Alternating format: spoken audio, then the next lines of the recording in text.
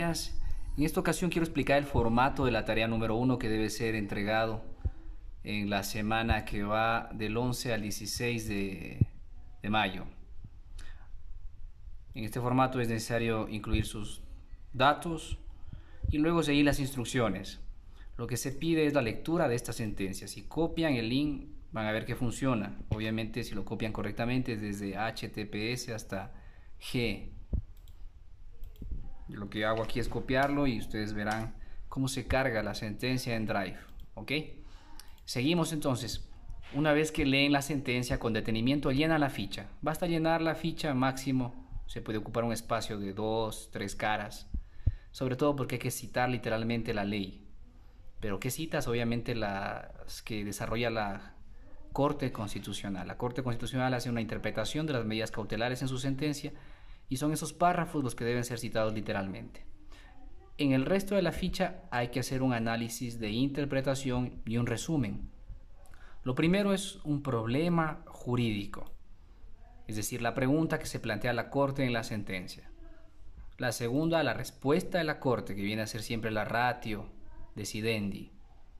Y luego una evaluación de la sentencia. En cuanto al problema jurídico, por ejemplo, cuando analizaron la sentencia de matrimonio igualitario, seguramente notaron que la Corte se preguntaba si la opinión consultiva de la Corte Interamericana era aplicable directamente en el derecho ecuatoriano, pese a que la Constitución establecía una interpretación restrictiva del matrimonio entre parejas de mismo sexo. Esa fue la pregunta, es decir, en un párrafo la pueden resumir. Y la pregunta no está necesariamente literal en la sentencia, es necesario que ustedes reconstruyan el problema y hagan una interpretación así breve como la que acabo de exponerles. Luego la respuesta de la Corte al problema es lo que contiene las premisas que dan lugar al decisum, es decir, las razones para decidir. ¿Cuáles fueron las razones de la Corte en el caso de matrimonio igualitario? Igual en un párrafo eso se puede resumir.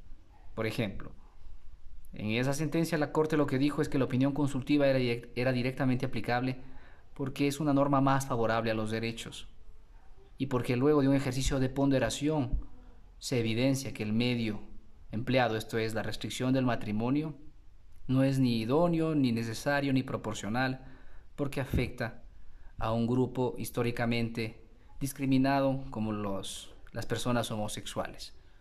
Entonces, esta es la respuesta que da la Corte al problema. Más allá de que ustedes estén de acuerdo o no, de que yo esté de acuerdo o no, lo que necesitamos es resumir la respuesta de la corporación judicial.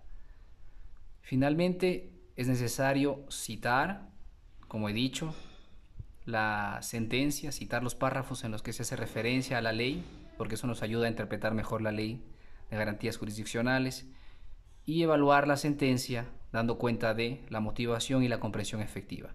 La motivación siempre va a referir a la aplicación de las normas jurídicas correctas o a la interpretación correcta de esas normas y su aplicación en el caso.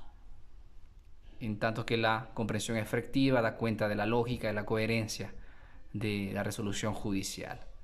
Esto es lo que se explica brevemente en el pie de página del formato. Entonces hay que llenar el formato y remitirlo como tarea la próxima semana. Muchos éxitos.